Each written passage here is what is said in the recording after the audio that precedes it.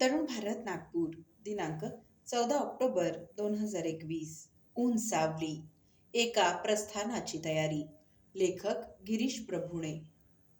अरे आता पुरे झालं. किती वेळा कंगवा फिरवशील? एकदम सर्व केस वळणार नाहीत.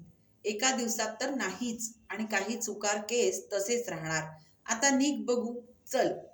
कुठेही निघायच्या आधी मला तयारीला खूप वेळ लागतो. प्रत्येक वस्तू शोधून घ्यावी लागे. ती ठेवताना जरी व्यवस्थित ठेवली तरी ती सापडत नसे, कारण ठेवलेली जागा तीच असे, जिथे ती वस्तू हवी असे. मीच भलतीकडे शोधत बसे.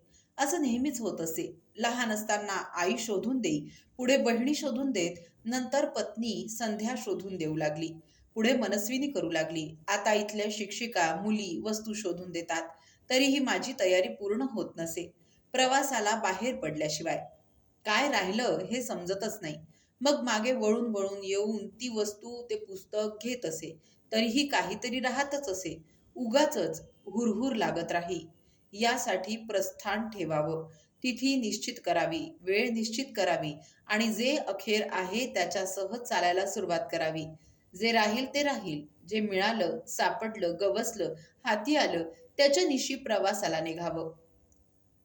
आई प्रत्येक प्रवासाच्या वेळी, परीक्षेच्या वेळी हातावर दही साखर ठेवी. तिच्या मुखातून शब्द बाहेर येत नसत. प्रत्येक गोष्ट मनापासून मन लावून अगदी व्यवस्थित करण्याची तिची सवय. तिचं सर्वच वेळेवर वेळेत होत असे. सर्व जिथल्या तिथे ठेवण्याच्या सवयीमुळे तिची वेळ कधीच चुकत नसे. तसा मी मुळातच अव्यवस्थित. त्यात आई, संघ यामुळे जो काही थोडासा व्यवस्थितपणा आला त्याने अनेक दोष झाकले गेले. समाजात वावरताना समाजाची घडी सुद्धा आश्चर्यकारक अत्यंत व्यवस्थित बसलेली.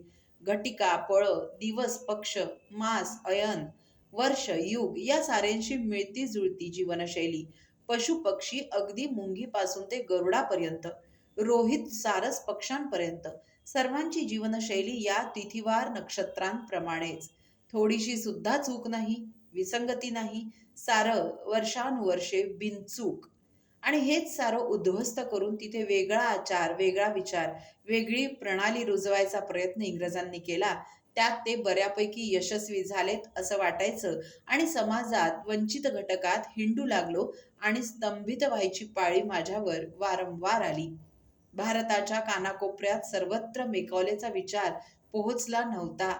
स्वातंत्र्यानंतर स्वतंत्र भारतात कोणताही दूरवरचा विचार न करता आम्ही अजूनपर्यंत, हो अगदी या घटकेपर्यंत आम्ही वेगवेगळ्या विचारधारातून सुद्धा मेकॉलेच पसरवतोय. मेकॉले किती घट्ट, चिवट, हळूहळू पसरणारा, न दिसणारा, आपलाच वाटणारा चिवट दम्यासारखा मित्र. पण अजूनही खूप मोठ्या प्रमाणात समाजात भारतीयत्व, भारतीय ज्ञान, भारतीय विद्या शिल्लक आहेत. खेड्यापाड्यात तुकाराम, ज्ञानेश्वर, कबीर आणि नामदेव शिल्लक आहेत. अगदी बुद्ध, महावीर, सत्य, अहिंसा, अपरिग्रह सारं सारं अजून भारतीय जीवनात शिल्लक आहे. माजलेलं तण, प्रदूषित जीवनशैली, विचारात घुसलेलं विषमतेचं तण हे नीटपणे निगुतीने काढून टाकून भूमी स्वच्छ करणं गरजेचं आहे. महात्मा गांधी, स्वामी विवेकानंद, रवींद्रनाथ, दीनदयाल, गौतम बुद्ध, महावीर, ज्ञानेश्वर, तुकाराम इत्यादी सर्व संत एकत्र करून एक नवी मांडणी व्हायला हवी. ही मांडणी संविधानाला धरून सार्वत्रिक करायला हवी. संविधान आणि नवं शैक्षणिक धोरण केवळ संसदेत मांडून तिथे पारित होऊन चालणार नाही. ते ग्रामसभेतही मांडून त्याची चर्चा व्हायला हवी, समजावून सांगायला हवी. भारतीय कायदे, कलम सर्व लोकांपर्यंत पोहोचायला हवेत. गाव हा घटक सक्षम व्हायला हवा. गावाच्या समस्या, सामाजिक, आर्थिक यांचा विचार गाव पातळीवरच व्हायला हवा. शिक्षणाने गाव आत्मनिर्भर कसं होईल याचा विचार, आराखडा तयार व्हायला हवा. गावाची सामाजिक, आर्थिक प्रश्नपत्रिका गावानेच गाव पातळीवर सोडवायला हवी. ग्रामपंचायती, ग्रामसभा या न्याय पंचायती न्यायसभा बनायला हव्यात. संरक्षण, परराष्ट्र धोरण, मोठे उद्योग, दळणवळण, रस्ते इत्यादी केंद्राकडे राहावेत. लघु उद्योग, न्याय, शिक्षण, कृषी धोरण ग्रामरचनेकडे असावेत. या दृष्टीने शिक्षणाची रचना होणं गरजेचं आहे. स्वराज्य, स्वातंत्र्य याचा अर्थ ग्रामपातळीवरच समजायला हवा. ग्रामपातळीवर न्याय, शिक्षण आणि आर्थिक विकास याचा समन्वय शिक्षणात या सर्व बाबींचा समावेश व्हायला हवा. शिक्षण, कृषी, आरोग्य, लघुउद्योग, वनउपज, पशुधन आणि जमीन या सर्वांचा ग्राम पातळीवरूनच नियोजनाद्वारे विचार व्हायला हवा. नीती आयोगाचा प्रयोग ग्रामनीती व्यवस्थाद्वारेच सर्व पार पडायला हवं. आज या सर्वच बाबतीत विस्कळीतपणा आहे. या सर्व बाबींचा विचार गुरुकुल शिक्षण पद्धतीत व्हायला हवा असा विचार करून गेली काही दशकं काही जण गाव घटक मानून कार्यरत आहेत.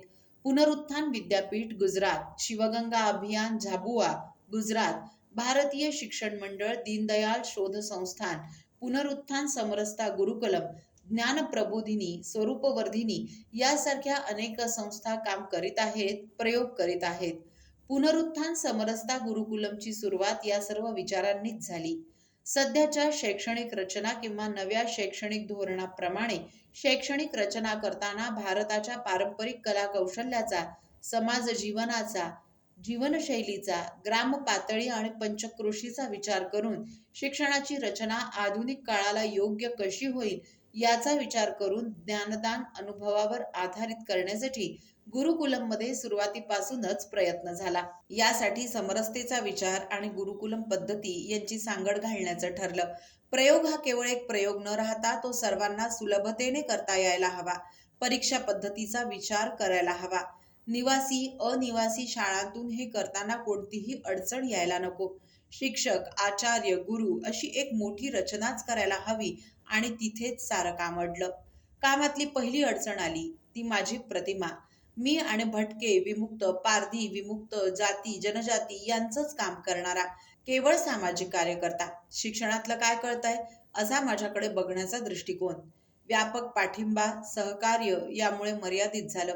क्रांतीवीर चापेकर स्मारक समिती त्याची उभारणी 30 वर्षांपूर्वी म्हणजे आता 50 वर्षे झालीत. मीच अभाविपच संघाचं काम करताना अनेक जणांना घेऊन केली होती. त्यामुळे संस्थेची अडचण नाही आली. मधल्या काळात 1980 ते 2005 या काळात मी समरसता मंच, भटके विमुक्त विकास परिषदेच्या कामामुळे परिचित झालो होतो. संघ परिवारासह सामाजिक क्षेत्रात एक व्यापक पाठिंबा, सहमती विविध परस्पर विरोधी विचारधारेतून मिळत गेली. तरीही एक घटक सर्वतोपरी सर्व पातळीवर विरोध करीतच होता. या सर्व अडथळ्यांवर मात करीत गुरुकुलमची सुरुवात झाली. डॉक्टर विजय भटकर, पंडित गाडगीळ, रमेश पतंगे आणि अशोकराव कुकडे यांच्या उपस्थितीत 9 जून 2006 शिवराज्याभिषेक दिनी क्रांतीवीर चापेकर बंधूंच्या आत्मचरित्रात एक वाक्य आहे. इंग्रजी शिक्षण हे वाघिणीचं दूध नसून पुतना मावशीचं दूध आहे. ते सर्वतोपरी टाळायलाच हवं. याच वेळी एक अभ्यास वर्ग अभ्यासक्रमासाठी घेतला. त्यातही इंदुमती काटदरे, डॉक्टर वामनराव अभ्यंकर, दिलीपराव केळकर, प्रकाश आणि कल्पना क्षीरसागर, विवेक पोंक्षे, मोहन धर्मे, प्रभाकर लिमये अशांच्या समवेत 70 जण शिक्षक चापेकर शाळा तसंच इतर शाळेतले आले होते. 5 दिवसांच्या या वर्गाबरोबरच मी यमगरवाडीहून निघाल्यामुळे काही पारधी पालकांनी आपली मुलं चिंचवडला माझ्या घरीच आणून सोडली. अनेक समस्याग्रस्त पालकांची मुलं पण आली. कुंभार, गाडी लोहार, घिसाडी, चित्रकर्मी, मर्याईवाले अशी वंचित घटकातील मुलंही आली. दलितही आलीत. पूर्वज्ञानावर आधारित प्रथम महिनाभर प्रत्येकाची माहिती तपशीलवार गोळा करायची ठरली. गुरुकुलाची प्रथम शिक्षिका म्हणून पूनम गुजर याही रुजू झाल्या. आसाराम कसबेसह कामाला सुरुवात झाली. सर्व घटकांना प्रवेश द्यायचा. शिक्षण निशुल्कच राहील. पहाटे 4 पासून सुरुवात करून रात्री 8ला संपवायचं ठरलं. आज 15 वर्षांनंतर गुरुकुलात 550 मुलं शिकतात.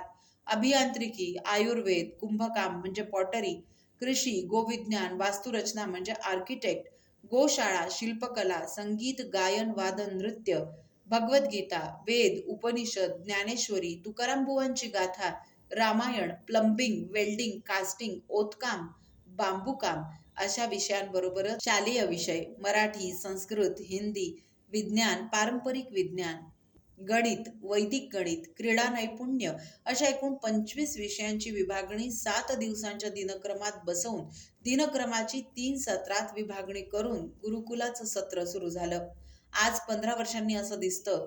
30 मुली ईशावास्य कठोपनिषदाबरोबरच ज्ञानेश्वरीचे अध्याय मुखोद्गत, गायन, वादन, नृत्य, ओतकाम, पितळी, मधुबनी, वारली, आयुर्वेद अशा अनेक विषयांबरोबरच पारंगत होऊन 12वीच्या बोर्डाच्या परीक्षेत 80% गुण मिळवणाऱ्या मुली आणि मुलं या शिक्षणाबरोबरच 12 वर्षांच्या काळात आचार्य शिक्षणक्रम पूर्ण करून शिक्षकांचंही काम करू लागले. 4 भाषांबरोबरच पारधी, वागधी, कानडी, तेलुगू भाषाही त्यांना अवगत झाल्या.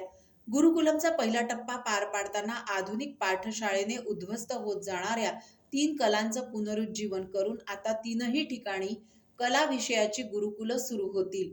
एक धातू कामाचं तेलंगणात, पितळीच्या कलाकुसरीच्या वस्तूची गोंड समाजाची वस्ती, तर तिसरं कोलकात्याजवळच्या पट्टचित्रकलेचं गुरुकुल. याचबरोबर याच कला कौशल्यावर आधारित दौंड काष्टी या ठिकाणी प्रत्यक्ष एक कौशल्य उद्योग वसाहत उभी राहते. या सर्व गुरुकुल शिक्षणातून तयार होणारा वेगळा पण पारंपरिक उद्योग व्यवसाय प्रधान भारतीय समाज. अगदी अल्प छोटासा प्रयत्न.